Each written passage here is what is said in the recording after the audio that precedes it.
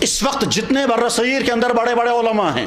یا ہمارے قریب میں جتنی عظیم الشان شخصیات گزری ہیں، وہ تمام اسی طرح کے مدرسوں سے زکوٰۃ کھا کر کے، صدقات کھا کر کے، چٹائیوں پر بیٹھ کر کے، اپنے ان غریب علماء کی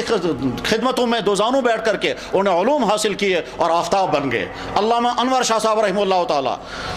جس کو کہا جاتا تھا حجت من حجت اللہ، جن کو کہا جاتا تھا آیت من آیات اللہ، جن کے بارے میں طے ہے کہ اپنے زمانے کا سب سے بڑا محدث وہی تھے،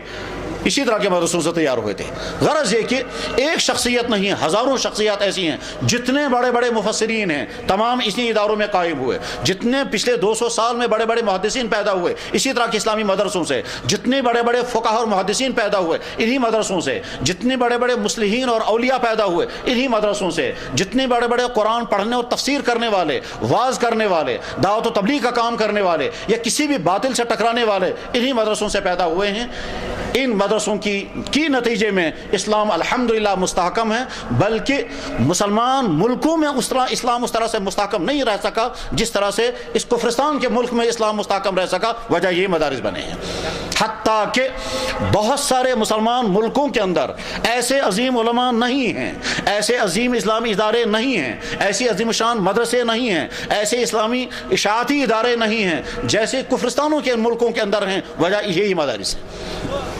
آج بھی دنیا کے اندر مثلا پورا ترکی مسلمانوں کا ملک ہے، ایک بھی ایسا عالم ان کے پاس نہیں ہے جیسا عالم ہندوستان کے علماؤں کے، ہندوستان کے مسلمانوں کے پاس ہے یا پاکستان کے مسلمانوں کے پاس ہے۔ پورا عراق، پورا شام مسلمان ملک ہے، ایک بھی ان کے پاس ایسا عالم نہیں ہے، حالانکہ وہ مسلمان ملک، ان کی حکومتیں اپنی، ان کا سوسائٹی سب کچھ اپنا، لیکن اس کے باوجود وہ ایسے عالم پیدا نہیں کر پائے۔ وجہ اس کی یہ ہے کہ ایسے مدارس ان کے پاس نہیں ہے۔ اور اتنا ہی نہیں، اس سے آگے چل کر کے پورا ملیشیا مسلمانوں کا ملک، پورا انڈونیشیا مسلمانوں کا ملک، لیکن ایسے عالم ان کے پاس بھی نہیں پیدا ہو سکے۔ کیوں؟ اس لیے کہ اس طرح کے اسلامی مدارس ان کے پاس نہیں ہیں۔ چنانچہ جب بھی ان مسلمان ملکوں میں مشکل مسائل پیدا ہو جاتے ہیں تو جو چند علماء جا کر کے ان کو حل کرتے ہیں، ان چند